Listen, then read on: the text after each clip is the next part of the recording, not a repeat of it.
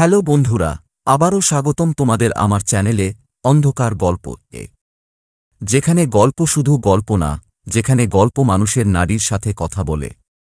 আজ আমি তোমাদের জন্য নিয়ে এসেছি এক ঐতিহাসিক, এক অবিশ্বাস্য কিন্তু আসল ভয়ঙ্কর গল্প। গল্পটা একটা মেন্টাল হাসপাতালের। নাম শুনেই হয়তো গায়ে কাঁটা দিয়ে উঠেছে। মানুষের মন যখন ভাঙে, তখন কি সেই ভাঙনের ফাঁকে অন্য কিছু ঢুকে পড়ে? ভূত, আত্মা, নাকি কিছু এমন যা নাম দেওয়া যায় না? আজকের গল্পটা শুনলে তোমরা হয়তো রাতে আলো নিভিয়ে ঘুমাতে ভয় পাবে। কারণ এটা শুধু একটা গল্প না, এটা এক ডাক্তারের লেখা ডায়েরি থেকে উদ্ধার করা ঘটনা। যে ডায়েরি পাওয়া গেছিল এক পুরনো মানসিক রোগ হাসপাতালের ভগ্ন কুঠুরি থেকে। আর সেই ডায়েরির পাতায় পাতায় লেখা ছিল এক রোগীর নাম, শান্তি। কেউ জানত না সে কে, কেউ জানত না সে কোথা থেকে এসেছে। কিন্তু সে যখন মারা গেল, তখন হাসপাতালের প্রতিটি কর্মচারী বলল, সে আসলে মানুষ ছিল না। তোমরা প্রস্তুত? তোমাদের আলো জ্বালানো আছে, ফোনের ফ্ল্যাশ চালু করে রাখো, কারণ আজকের গল্প শুরু হচ্ছে মেন্টাল হাসপাতালের অন্ধকার কুঠুরি থেকে। পুরনো একতলা ভবন, ভাঙা জানালা, কাঁটা তার বেড়া, নাম লেখা বোর্ডে সুখশান্তি মানসিক রোগ কেন্দ্র, অক্ষরগুলো ম্লান লাল রঙে, মাঝখানে একটা ফাটল। এই হাসপাতালটা 1932 সালে তৈরি হয়, ব্রিটিশ আমলে একজন স্কটিশ ডাক্তারের উদ্যোগে। নাম দেওয়া হয় সুখশান্তি, যেন এখানে মানুষের মন শান্তি পাবে। কিন্তু সত্যি কথা হল, এই হাসপাতাল কখনো শান্তি দেয়নি।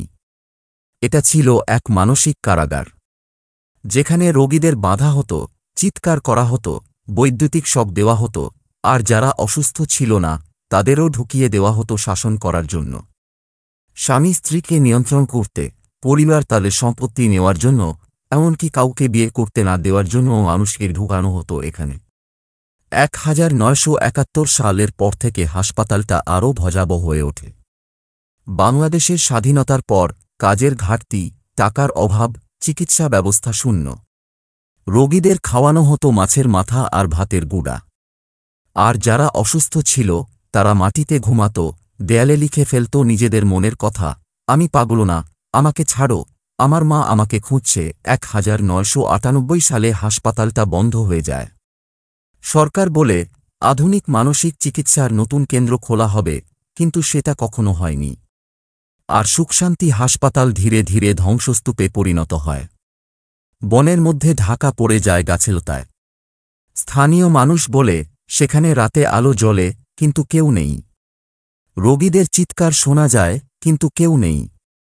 কেউ কেউ বলে সেখানে এখন শুধু আত্মা আছে।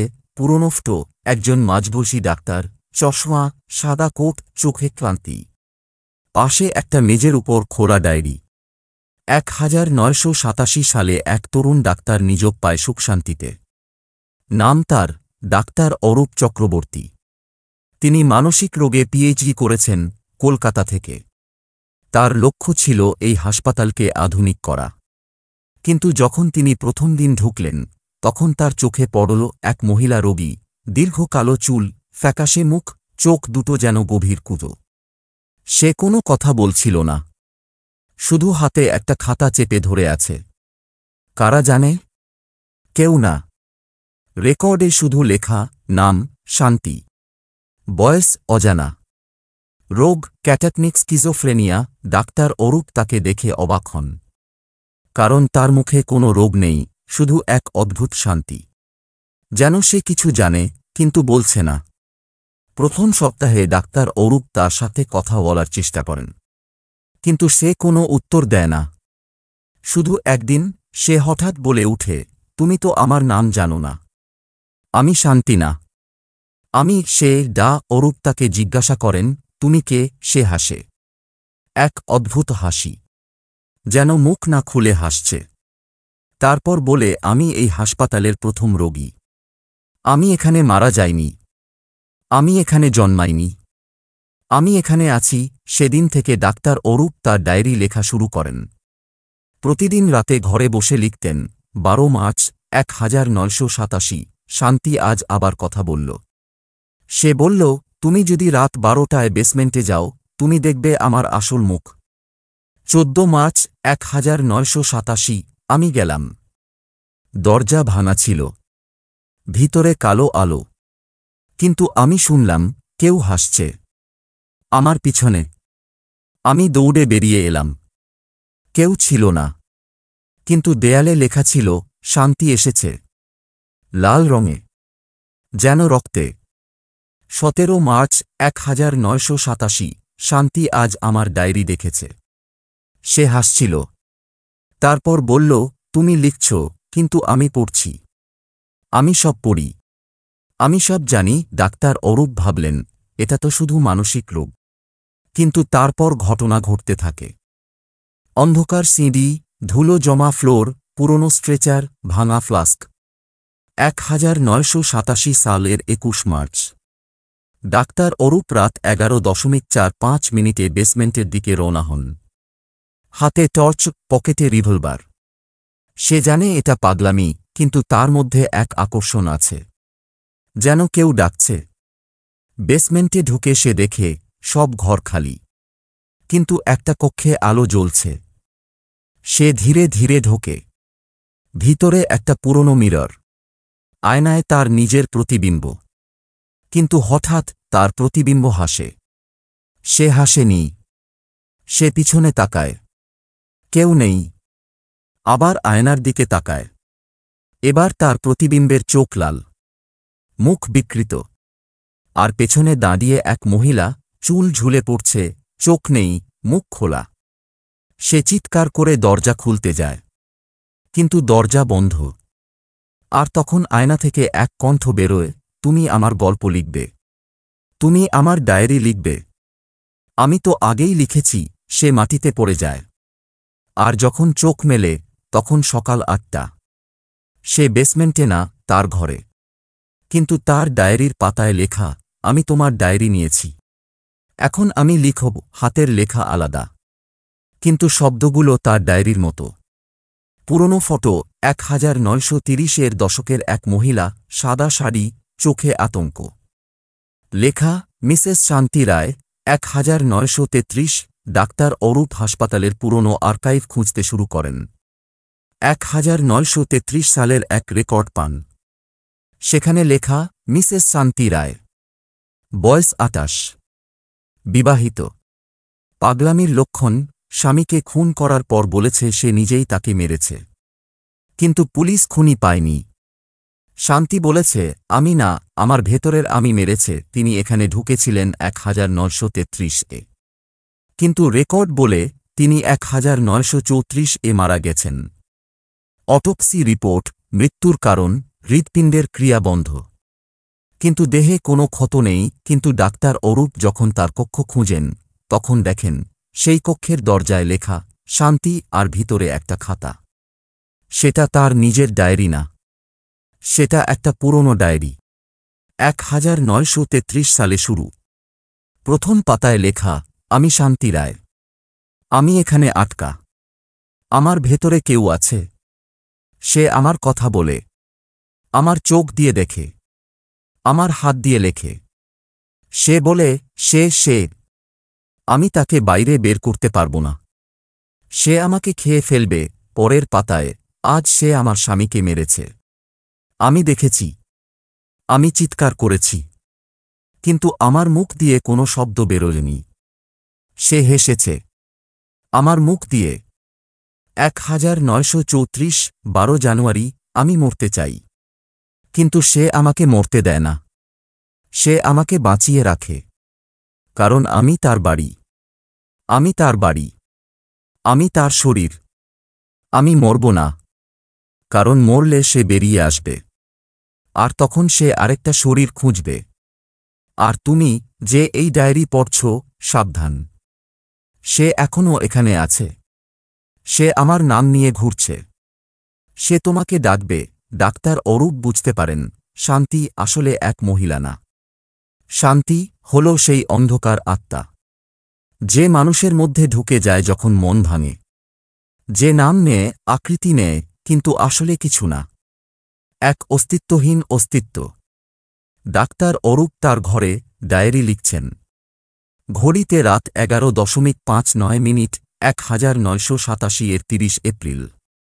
ডাক্তার অরূপ লিখছেন, আমি এখন বুঝেছি শান্তি কোনো রোগী না, সে এক আত্মা যে মানসিক ভাঙনের ফাঁকে ঢুকে পড়ে।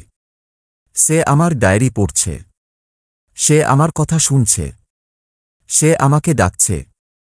আমি রাত 12টায় বেসমেন্টে যাব, আমি তাকে দেখব, আমি তাকে বন্ধ করব। রাত 12টা সে যায় বেসমেন্টে।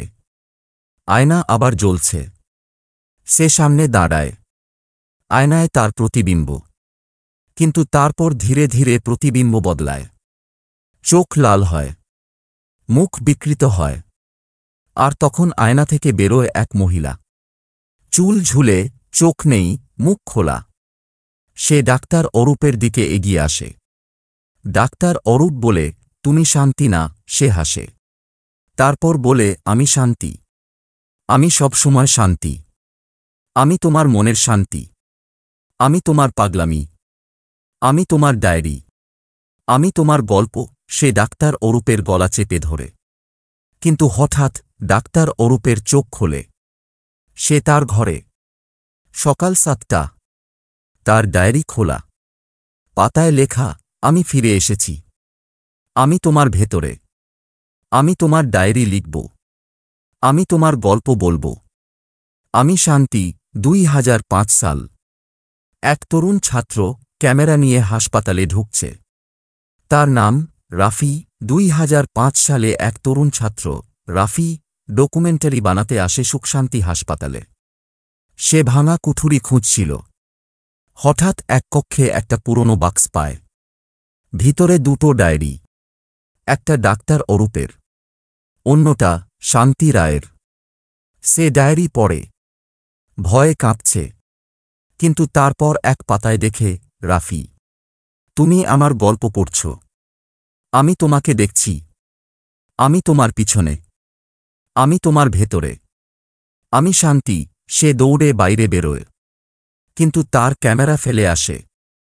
পরদিন ক্যামেরা খুঁজতে গেলে সে দেখে ক্যামেরার মেমোরিতে একটা ভিডিও। সেখানে রাফি নিজেকে দেখাচ্ছে, কিন্তু তার চোখ লাল। আর সে বলছে, আমি শান্তি, আমি ফিরে এসেছি, আমি তোমাদের গল্প বলবো। রাফি সেই ভিডিও আপলোড করে, কিন্তু ভিডিও আপলোড করার পর সে মারা যায়, অফিসিয়ালি হৃদরোগ। কিন্তু তার মুখে ছিল এক অদ্ভুত হাসি। বর্তমান সময়, ভাঙা হাসপাতাল, ক্যামেরা ঘুরছে, আওয়াজ, হাওয়া, কাক ডাকা। হাসপাতালটা এখন ধ্বংসস্তূপ। কিন্তু রাতে স্থানীয় মানুষ বলে, আলো জ্বলে ভিতরে। কেউ ডায়েরি লিখছে, শব্দ শোনা যায়। কেউ কেউ বলে, এখনও ডাক্তার অরূপ সেখানে আছেন। কেউ বলে, শান্তি এখন নতুন শরীর খুঁজছে। আমি এই গল্প তোমাদের বললাম কারণ আমি রাফির ডায়েরি পেয়েছি। আমি জানি সে আমাকে দেখছে, আমি জানি সে আমার ভেতরে ঢুকতে চায়। কিন্তু আমি লড়ব, কারণ আমি জানি যে গল্প বলে সে বাঁচে। বন্ধুরা, এটা শুধু একটা গল্প না, এটা এক সত্যি ঘটনা, যে ঘটনা আজও চলছে। যদি তুমি কখনো একা থাকো, যদি তুমি মনে মনে কথা বলো, যদি তুমি মনে করো তোমার মধ্যে কেউ আছে, তবে সাবধান, কারণ হয়তো তুমি শান্তির পরবর্তী বাড়ি। আমার চ্যানেলে আসার জন্য ধন্যবাদ। লাইক করো, শেয়ার করো, সাবস্ক্রাইব করো, কারণ প্রতিটি লাইকে শান্তি একটু কম শক্তিশালী হয়। আর হ্যাঁ, রাতে ঘুমানোর আগে আয়নার দিকে তাকিও না, কারণ হয়তো তোমার প্রতিবিম্ব তোমার আগে হাসবে। আমি আবারও বলছি, সাবধান। শান্তি শুনছে।